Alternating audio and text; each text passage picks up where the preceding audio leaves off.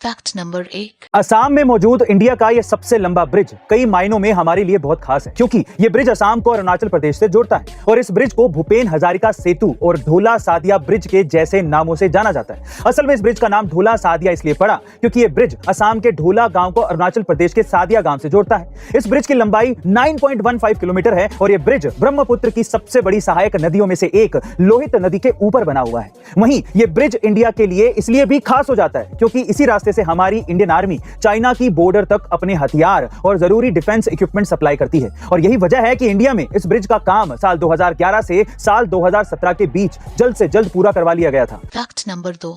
Guys जरा सोचिए कि आप एक लिफ्ट में हो और अचानक से लिफ्ट की केबल टूट जाए तो अब ऐसी सिचुएशन में हो सकता है कि आप घबरा जाएं, लेकिन आपको घबराना नहीं है बल्कि अपनी जान बचाने के लिए कुछ खास चीजों का ध्यान रखना है। सबसे पहले आपको ऐसी स्थिति में कभी भी सीधा खड़ा नहीं होना, क्योंकि जब आप ऐसा करते हैं तो लिफ्ट के नीचे टकराते ही आपके पैर और रीढ़ की हड्डी पूरी तरीके से टूट जाएगी।